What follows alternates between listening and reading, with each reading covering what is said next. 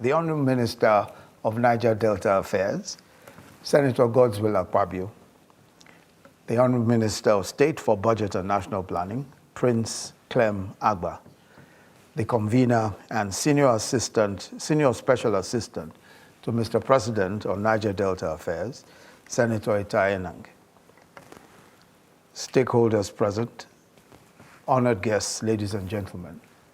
I'm delighted to be a part of this summit on integrating local artisanal modular refineries to Nigeria's mainstream oil sector, the challenges, the prospects, and deliverables for the Niger Delta and Nigeria. End of quote. Over the last couple of years, the administration of President Muhammadu Buhari has been focused on growing the economy through infrastructural developments and improving our local content, especially in the area of oil and gas. We recall how in November 2016, in a move to address the concerns in the region, President Muhammadu Buhari met with the Niger Delta leaders under the aegis of the Pan-Niger Delta Forum, PANDEF. This led to the PANDEF 16-point demand to the federal government, which was subsequently captured in the federal government's own 20-point agenda to develop the region. Following this meeting, I undertook, on behalf of Mr. President, a tour of the oil-producing communities across the region to feel the pulse of the people, to better understand their demands, and also to consolidate our thoughts and ideas around the new vision for the Niger Delta and to inform the people of the Niger Delta about this new vision. The desire to provide solutions to key developmental issues led to the birth of this new vision for the Niger Delta. This vision is hinged on the commitment of the present administration to develop the region and ensure that the people of the region benefit maximally from the wealth of their land. Indeed, the new vision speaks to a progressive partnership between the federal government, state governments, and the private sector, and of course, the local communities. One of the nagging issues that we were confronted with during my tour was how to deal with the proliferation of artisanal refineries and its attendant negative environmental impact. Our solution was to promote the establishment of modular refineries. On February 13, 2017, the federal government announced the approval of modular refineries to drive rapid development of the energy economy in the Niger Delta and expand the source of petroleum product supply in the country. Subsequently, the federal government began issuing licenses to investors to build modular refineries. With the coming into effect of this policy initiative, we have witnessed the completion of several modular refineries in different states across the region. Some of them are awaiting the issuance of the license to operate, the LTO, by the Department of Petroleum Resources to enable them commence refining operations. As of today, about 8 modular refineries are at various stages of completion. We have followed this measure by creating the right environment to attract investment into that space. Today, we have in place a zero customs duty payment for the importation of modular refinery equipment. There's also an intervention fund with the Nigeria Content Development and Monitoring Board with the mandate to support local content developments. The Department of Petroleum Resources has developed a general requirements and guidance framework for the establishment of modular refineries in Nigeria.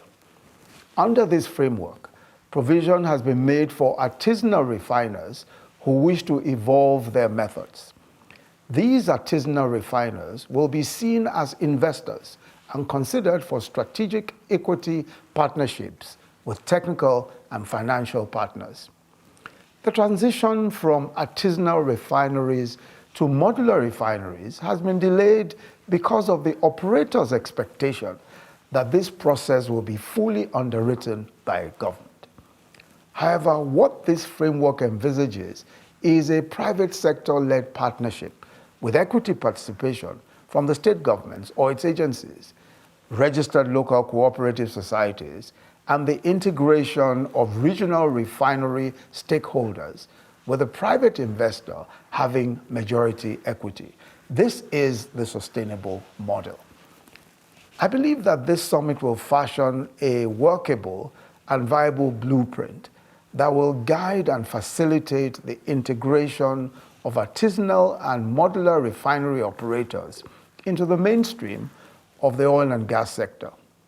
We're very confident that the integration of artisanal and modular refinery operations into the oil and gas sector will not only promote the inclusion of more local content in the industry, it will advance the use of homegrown technology in the refining of petroleum products and also curtail illegal activities in the Niger Delta region. This, of course, will be extremely salutary for all the environmental concerns that we have in that region. It will also promote the availability of petroleum products, stabilize prices, eliminate shipping costs, and provide employment opportunities for the young people in the region and in Nigeria in general. We recognize that with enough artisanal and modular refineries in the country, we should be able to conserve foreign exchange, now utilized for the importation of petroleum products, and promote socioeconomic development. The resultant proliferation of employment opportunities will also have the effect of curbing youth restiveness, which is largely driven by a dearth of socioeconomic opportunity. With most of the young people engaged in productive endeavor, the region will be able to turn a new page in its history. Because this nascent industry of artisanal and modular refinery operators will be regulated, of course, the environmental degradation long associated with illegal refining activities, crude oil theft, and pipeline vandalism will be mitigated and eliminated. In consequence, this initiative will therefore not only transform the economy of the Niger Delta, it has the potential to help transform the ecological conditions of the region as well. One especially important issue that I hope this summit will address is that of crude. Currently, the artisanal refinery operators do not pay for the crude they refine. This crude, of course, is owned by the Federation, and it accounts for most of our foreign exchange as a nation. And this, of course, is the basis for one of the important revenue streams for our national budget. I'm therefore looking forward to the solutions on how this issue and other critical issues will be addressed by the key stakeholders. I want to assure all the stakeholders in the oil and gas industry and all Nigerians that this administration is committed to facilitating the integration of artisanal refinery operations into the oil and gas sector. Immediately, all the necessary presentations are concluded and forwarded to Mr. President. It's my privilege and honor to declare this conference open and wish you all successful deliberations and look forward to receiving favorable feedback on the outcome of this summit. Thank you for listening.